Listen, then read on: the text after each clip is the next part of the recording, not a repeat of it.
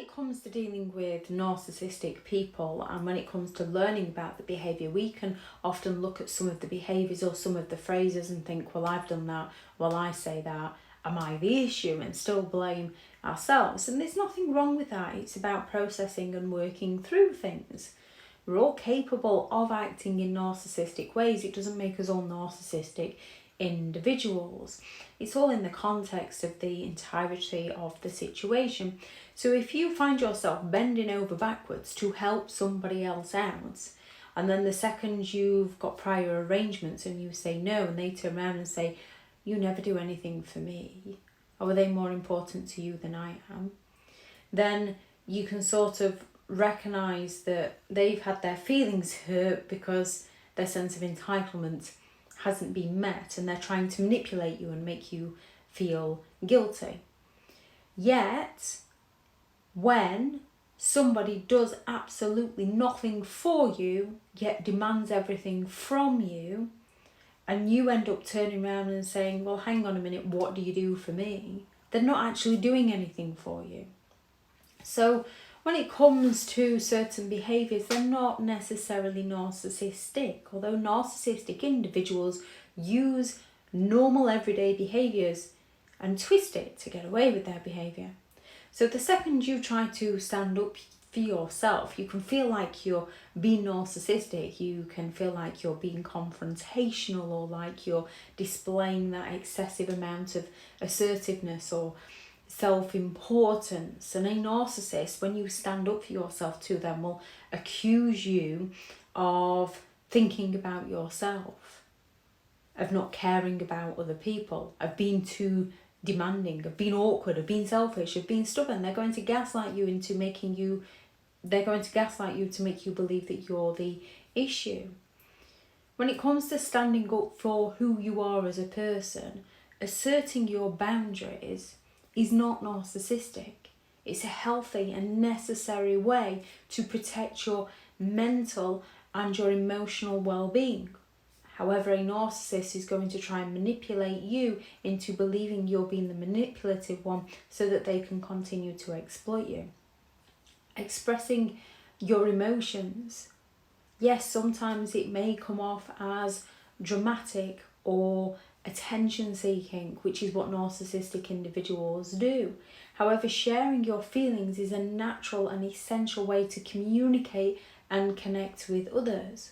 Just not narcissistic people, because they will exploit your feelings to their advantage. Setting boundaries can be viewed as rigid or self-centered, and a narcissist will use boundaries as a cover for their self-centered behaviour. Yet establishing what is acceptable behaviour helps ensure respectful and healthy interactions with others. Seeking validation, at least until you can learn to validate yourself. It might look like a need for that constant attention and affirmation, yet desiring acknowledgement of your experiences is a natural human need, especially in relationships lacking in empathy. You are looking to try and work out what has happened and what you've been through. Narcissistic individuals are looking to twist the story to escape consequences and to escape the other person. Refusing to accept the blame can appear as a refusal to accept responsibility or as a deflection. However, you must pass responsibility back to the rightful owner and not take on responsibility for things you're not responsible for. Not accepting unjust blame is a way to maintain your self-respect and fairness in interactions. Narcissists want to blame you for their behaviour. There's nothing wrong with taking responsibility for your own behaviour. Just don't take responsibility for other people's. Highlighting facts might seem as an attempt to always be right, to dominate the conversation. Yet clarifying misunderstandings or ensuring that accuracy is about valuing the truth and effective communication isn't narcissistic.